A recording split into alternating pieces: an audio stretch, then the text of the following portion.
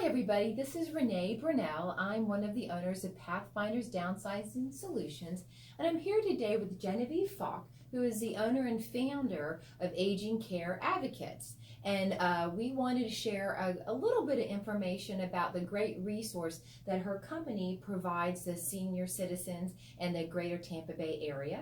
So Genevieve, why don't you tell our folks a little bit about what you do? Well, about 20 years ago, it'll be 20 years this upcoming summer, I decided that there was a big need for older adults in the community.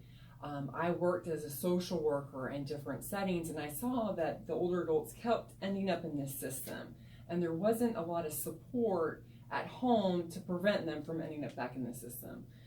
So I decided to start the company, and really the goal being to keep seniors supported throughout their journey. So that was the whole goal. Thankfully, over the years, I have been able to bring on other team members, and we were able to impact the Tampa area in a larger way.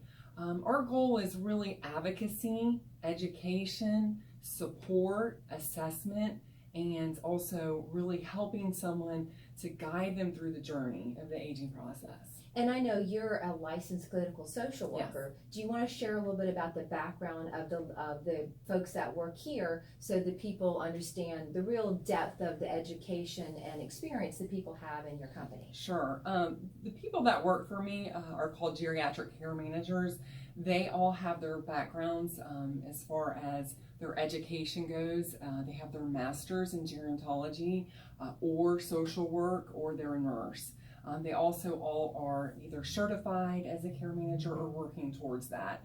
All of them come to me working in the healthcare field, specifically with older adults prior to working with us. And I feel like that's very important, not only to have that educational foundation, but also that experiential foundation. I know over the years you and I have worked together with different clients. Yes. And one of the things I think is interesting is a lot of times people don't realize the assistance you can give if the senior's family is local, but also if the senior's family is out of the area. And I'm sure with COVID, that's been a huge factor. Can you maybe share how you've been able to provide a little bit of more good night's sleep to the family members of the seniors that you have in your client base? During COVID, we learned a lot about how important it is to advocate for individuals, and that we could do so even remotely. Prior to COVID and now current time, we were visiting with people in the facilities, in their homes, in the hospitals.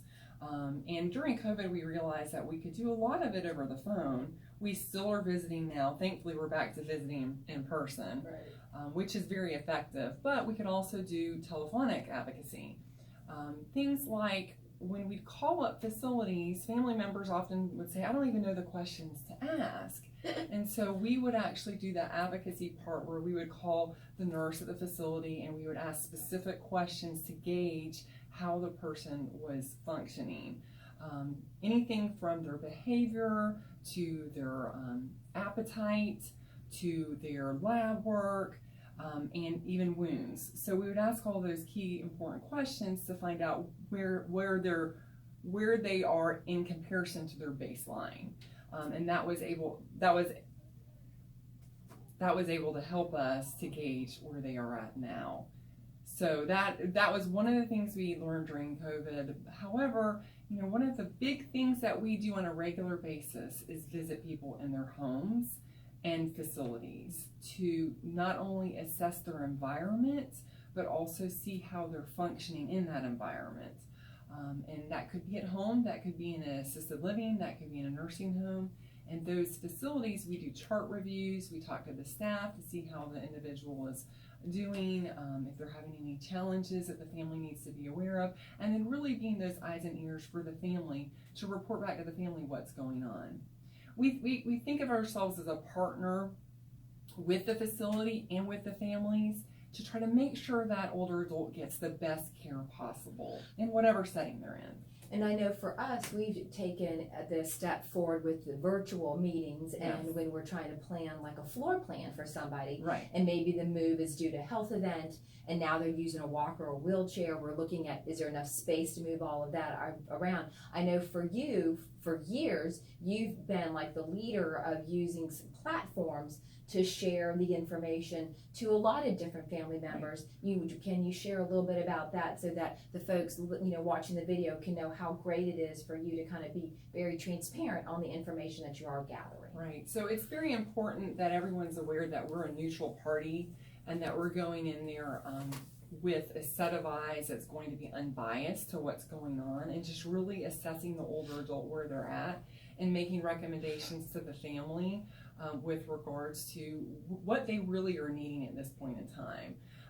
So we do that by assessing. We are always assessing whenever we visit with the older adult, but it's always helpful to have, when there are multiple parties, multiple family members involved, and many times our clients' families are spread across the country and sometimes across the world. Yep. So it's really important for us to have good communication with them, and we do that oftentimes virtually, and providing them an assessment of what's going on and recommendations on, this is what mom's needing now, she's starting to decline, or this is where she's at now baseline, we need to do these things to keep her safe at home so that she can continue to live at home safely. And as her needs change, we will change our recommendations. So it might be time to bring in a caregiver. It might be time to bring in a nurse to help with med management.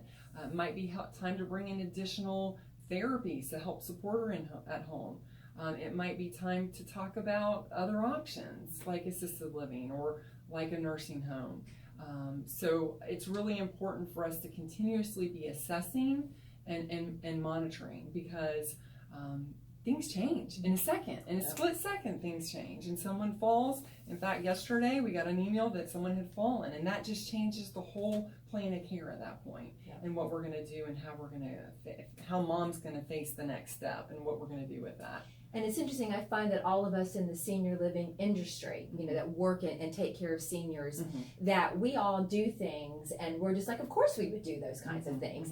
And I wanted to ask you about maybe some things that you guys do that maybe people wouldn't even imagine those are some services or assistance, because I know sometimes we do things, we're like, of course, if people are shocked, I'm sure there's some things that you guys offer that people would have the same reaction. Right. So it's a great question. Oftentimes people don't realize that we will attend doctor's appointments with our clients and make sure that the doctor is hearing what exactly is going on behind the scenes with the older adult, because oftentimes when an older adult goes to an appointment, they'll say, oh, I'm fine, everything's great. But they're not saying that, no, they fell last week, they've actually had 3 falls this month, and they're not able to get to the bathroom on time, or things of that nature. So it's really important that someone be present at those appointments to make sure that the doctor is getting a good picture of what's going on so they can properly treat that individual. That is one of the things that we do.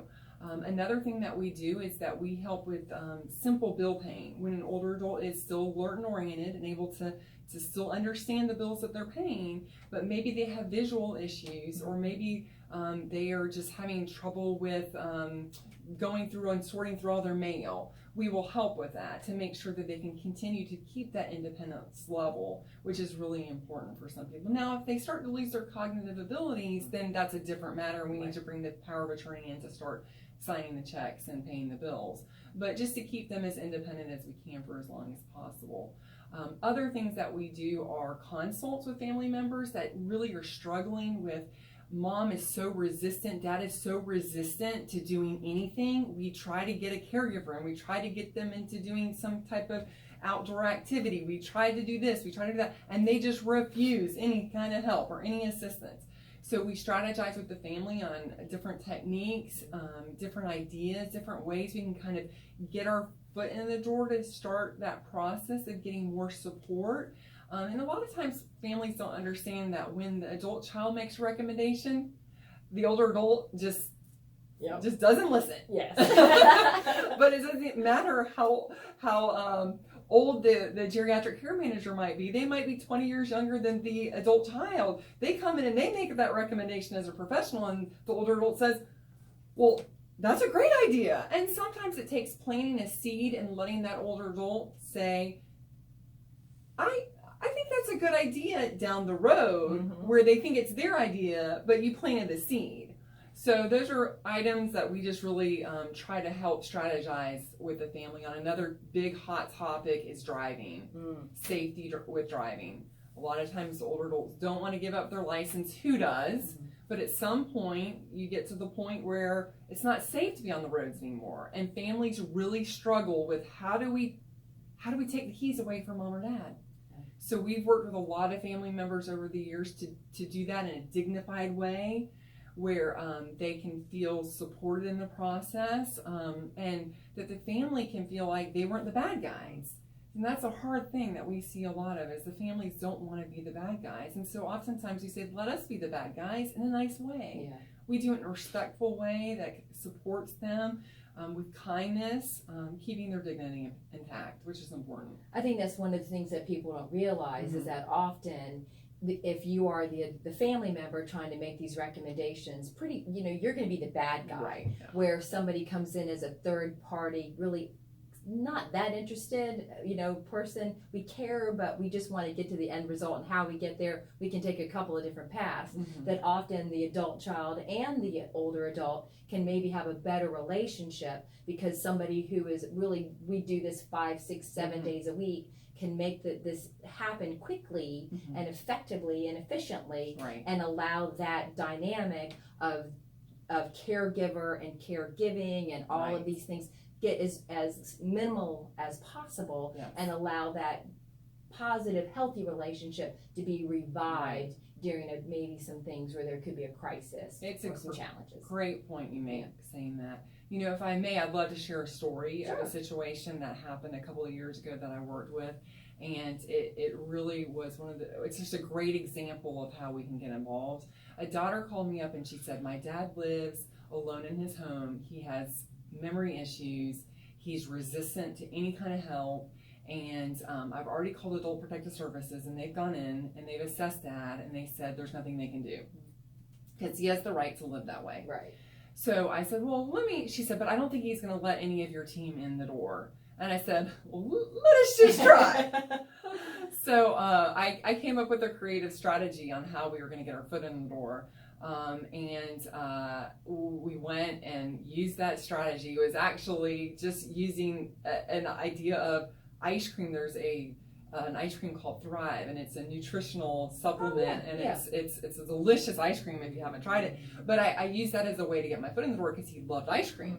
And I said, oh, do you like ice cream? And he said, oh yes. And he let me right in. It's kind of scary to know that he just let me right in the door. And it also was a safety issue that obviously I noted, which was he would let anybody in the door possibly that had ice cream. So that had ice cream, right? Bearing ice cream. So I was able to get my foot in the door and really do an assessment with him, not only physically of him, verbally with him, but also of his home environment, and identify that he had no food in the refrigerator. He was keeping cereal boxes in the oven, in the microwave, which is a huge safety hazard. He had cockroaches running throughout the sink. The house was just in disarray. He had stacks of mail and bills everywhere, all over the house. He wasn't paying his bills. He had the outline of his body shape on his sheets of his bed, because he had not been bathing, and his daughter estimated that he hadn't bathed in several months. There was multiple other things that I identified. Thankfully, and she was the power of attorney, and she wanted to help her dad, but she kept reaching out but couldn't get help from anyone. And so what we were able to do is take him to his doctor's appointment. Well, first off, I took him right to the grocery store to get groceries, because he had no food. And things that he could easily prepare that did not require an oven or a microwave, things that were easy, that were already prepared. And then the next step I did was took him to a doctor's appointment, which he agreed to go to, surprisingly enough. And I was able to work with the doctor to get him assessed for an assisted living facility. He could not afford to continue to pay for care at home, or pay for care at home, because he did not have the funds to do so.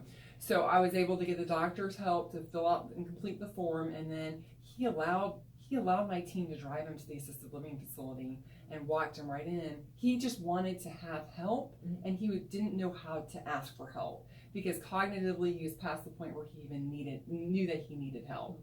But the daughter sure knew she needed help, and that's why she reached out to us.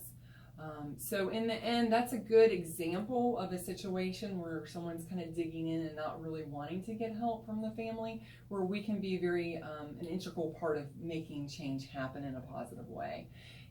Come to find out a couple months later, after he was placed in the assisted living facility, the administrator said he was just thriving, that he was involved in all the activities, he was one of the sweetest men, got along with everybody in the facility, and it worked out. It's not always that easy of a transition, and we help work with people through transitional periods, but that's a really good case scenario as an example for people struggling with what to do with mom or dad. How can we help them? We do a lot, a fair amount of extreme content homes, probably like that, where, this didn't get like that overnight. Right. So the answer probably isn't going to be figured out overnight. Right, exactly. But I am confident this gentleman, he didn't want to be living in that space.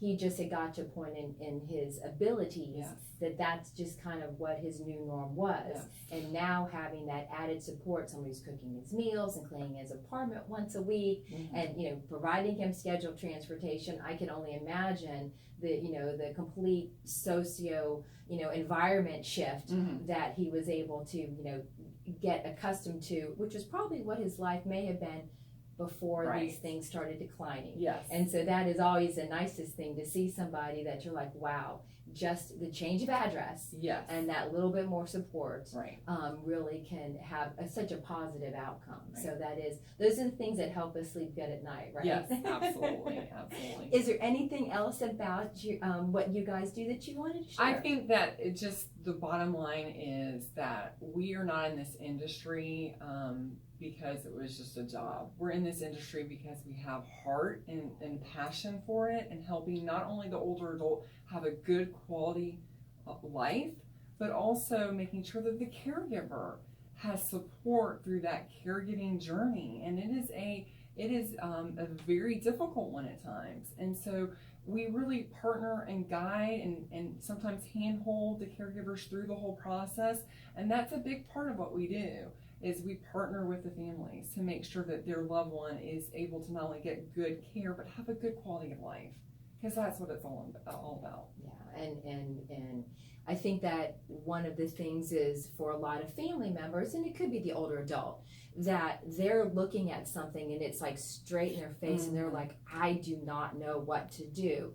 But the truth of the matter is, if you just kind of look around, the answer is just kind of over that way. So I will say, for most of us that work with older adults, that we're particularly skilled at thinking outside the box and coming up with some alternative ideas, or asking the professional folks that we know, have you had this happen? Can you help me with this? Can you strategize with me about this? And I think that that's one of the great things about older adults that are in Tampa Bay, is all of us do try to work together. And so our goal with being able to meet with Genevieve today, graciously, is to let you guys know that there are other resources out there, and hopefully you're able to get the help that you need, or your loved one can get the help they need in a time that maybe is a little tough for everybody. So again, I want to thank Genevieve for her time. And this is Renee with Pathfinders Downsizing Solutions. Thanks.